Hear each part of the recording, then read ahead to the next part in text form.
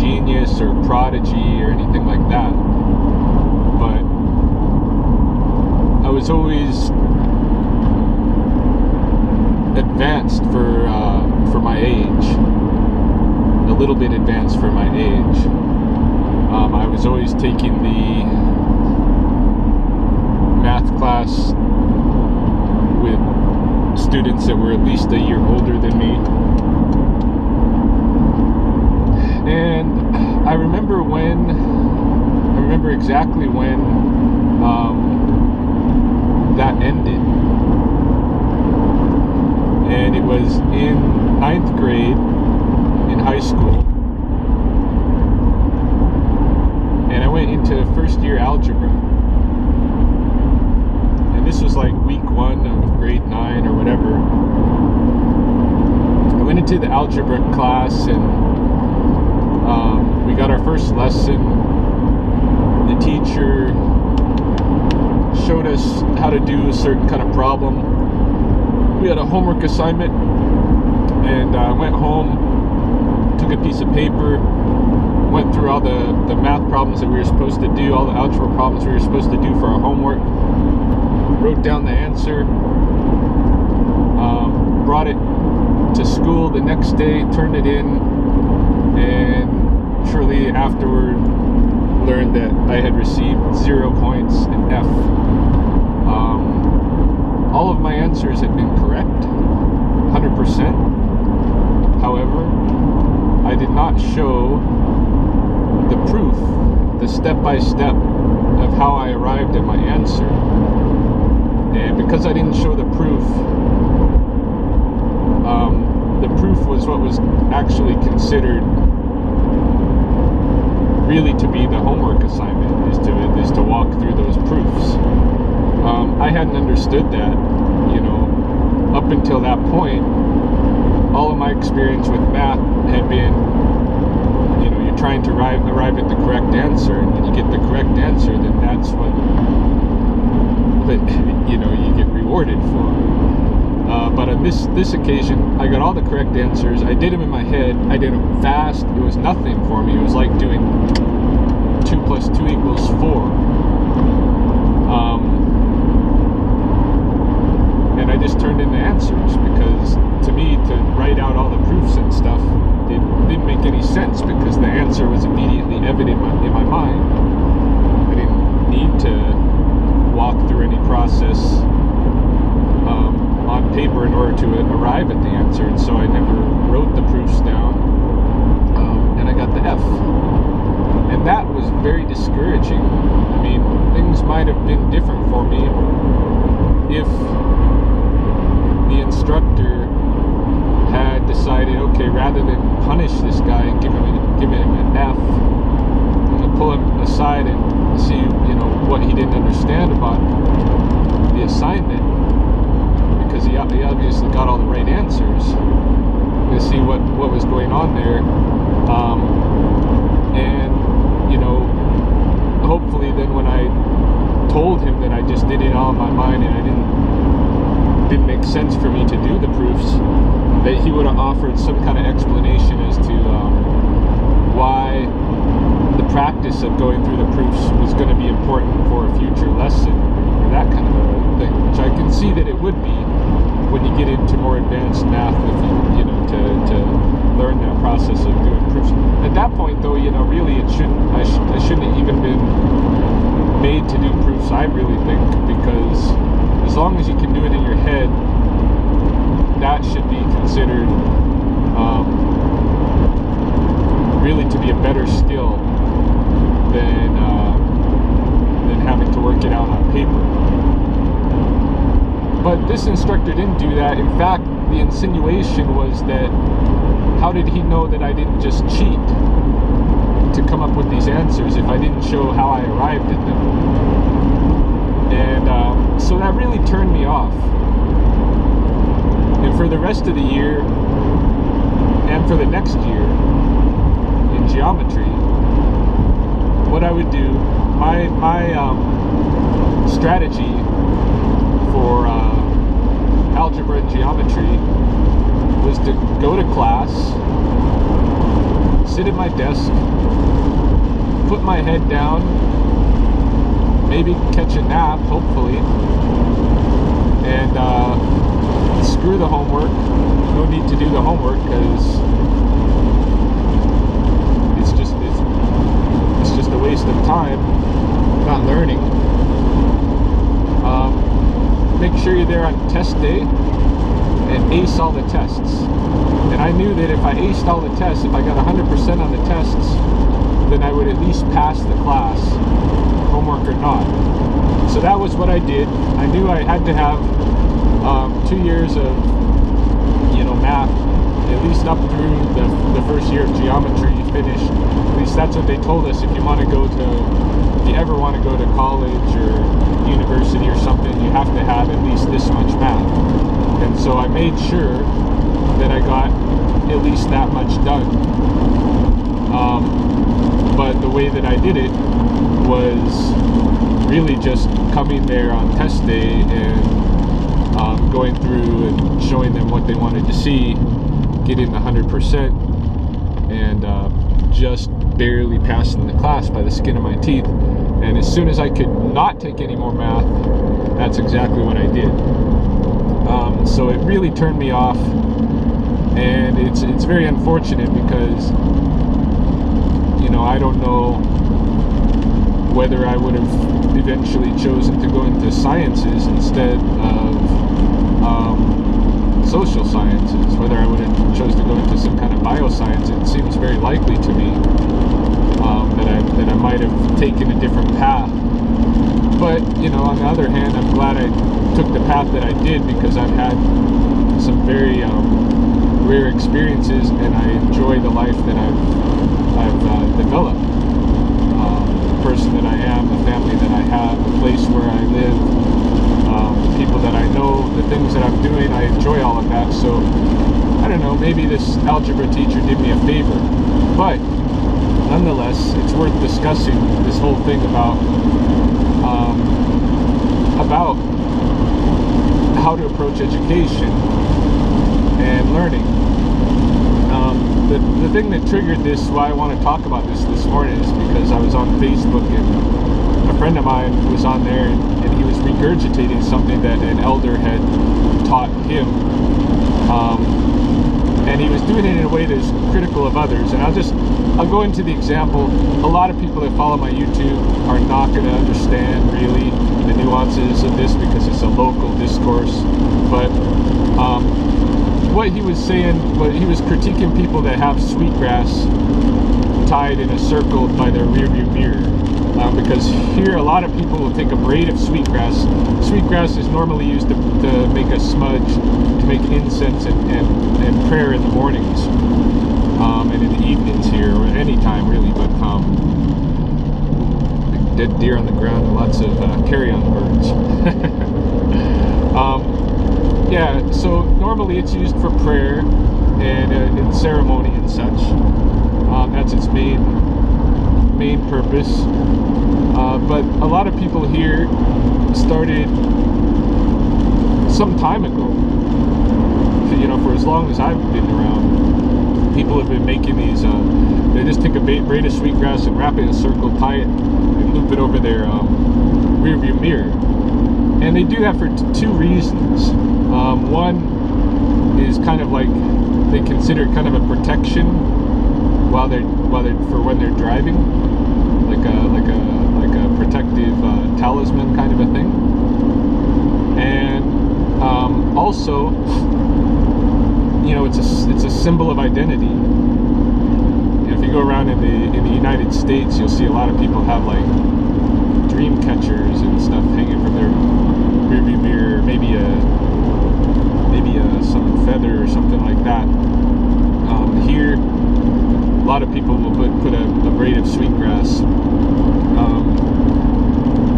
So it's in part identity, in part an identity statement, and in part protective measure. And it smells good.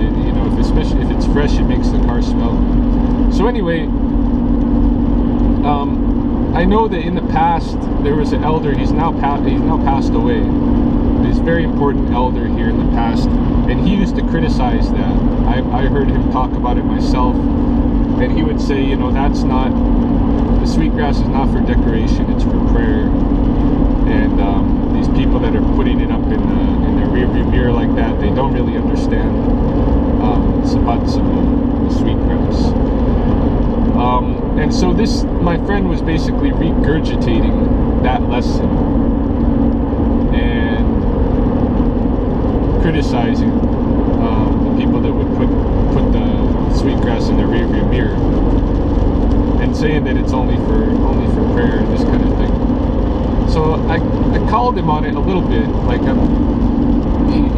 he's come back and said a few things about how, you know, it's transferred knowledge and this kind of thing. It's not really. It's the one elder's opinion. The one passed away elder, it was his opinion. There weren't any cars when sweetgrass was transferred from the sun to Scarface, the human that went to the sun and brought back some of the original Blackfoot ceremonies. There wasn't any cars back then, so there wasn't any transferred knowledge about what you could do with sweetgrass in the cars. But in any case, the assertion that the sweetgrass is only for prayer and never for anything else is wrong to begin with. People used to hang sweetgrass or fold sweetgrass into their clothes so that it makes their clothes smell good like sweetgrass. I've seen in the museums, I've seen sweetgrass braids tied together into mats that they roll different things into that you don't want the bugs to get at, because the bugs don't like the sweetgrass. At the smudge altar in your home, the sweetgrass is definitely part of the decoration, you could say, of the smudge altar. A lot of times when you make an offering to be beautiful, and a lot of times sweetgrass is used in that offering. A lot of times they make it like an offering, like the shedding of the skin. The offering might be made to look like a human being, and the sweetgrass might be used as braids of hair in that offering. There's all different kinds of ways, and I just reminded him that, you know, my own advisor, who I consider his teachings to be at the highest level, always told me that whenever somebody said, this is the way you have to do it, and this is the only real way, those people are wrong. There's always different options, there's always different choices in life, and anybody that tells you that there's only one way to do something, they're not good teachers. They don't understand, they don't think deeply about the subject matter and really consider it. What they're doing is they've been taught a way to do something, and they are just regurgitating that way and insisting that that's the only way. And that may be what their elders told them, but it's not accurate. Even in the old stories and the origin stories of all the ceremonies and other things, there was always options. There was always options. So anybody that says you have to do it this way and this is the only way, the true way to do it, is bullshit. And it's not just, and I'm bringing this up because it's not just for Blackfoot ceremonial teachings, but this goes all over the place. This goes in academia with this math teacher.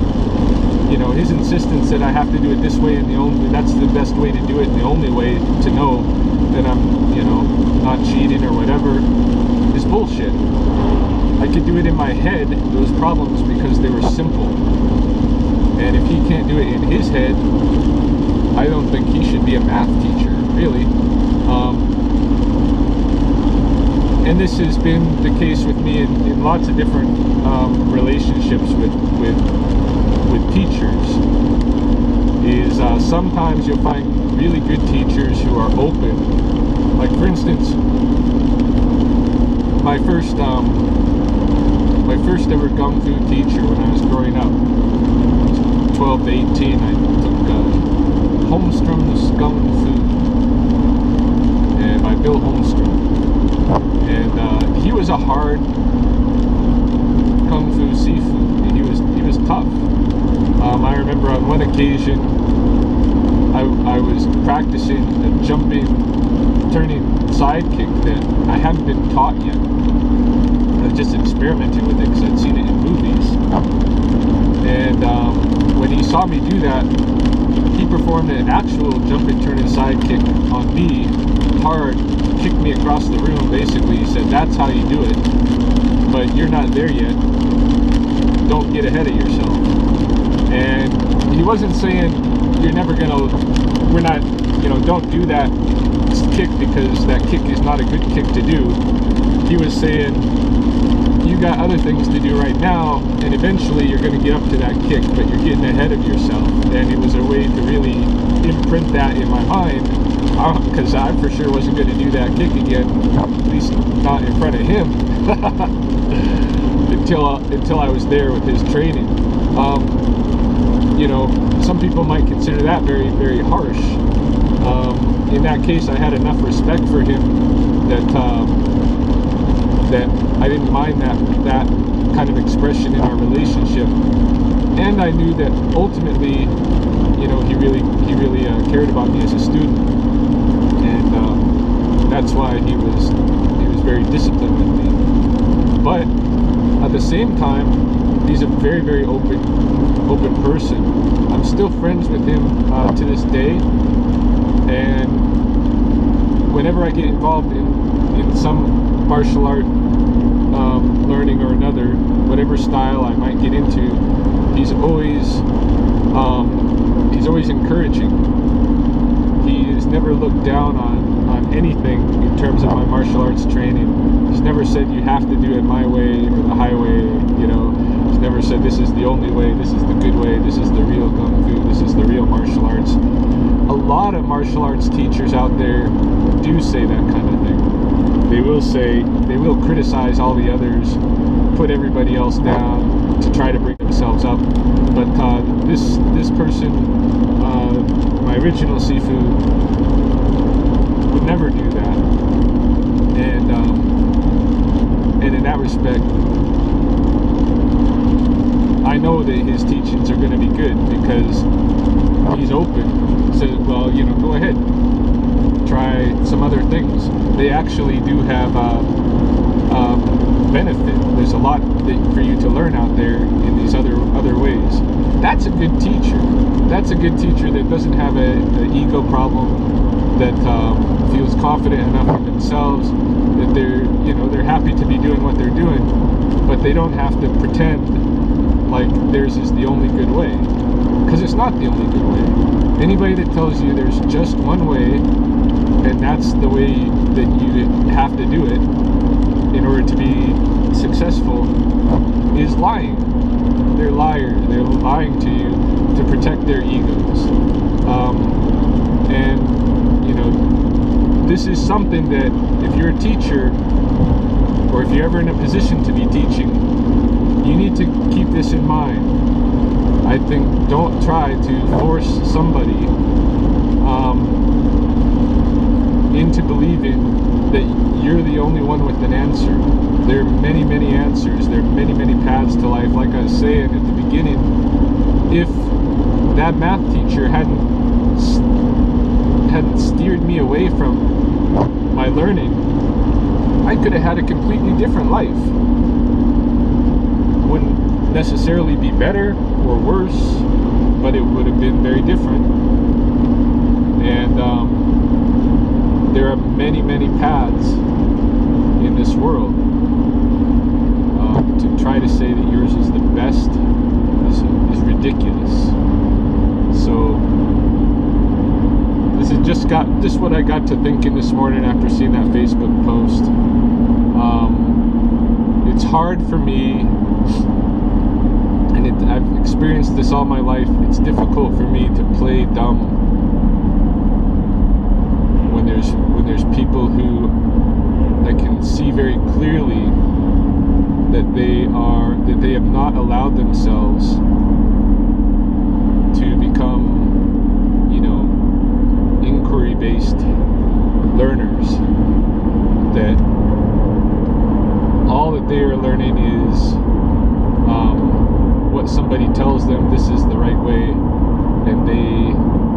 pick up on that and carry and perpetuate that attitude. An inquiry-based learner is going to ask questions. You know, if somebody tells them this is the right way and the best way to do it, they're going to ask why. And if there's no answer, they're going to know it's bullshit. And if somebody says that to you, that this is the only way and the best way, you can already assume that that's bullshit. But in any case, all the way along in life, an inquiry-based learner is going to be asking questions.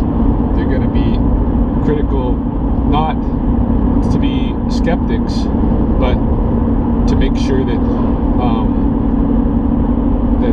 they're getting the best learning experience. And yeah, I think anybody that tries to steer you down a different path, ultimately you need to, or you might want to break away from such a person.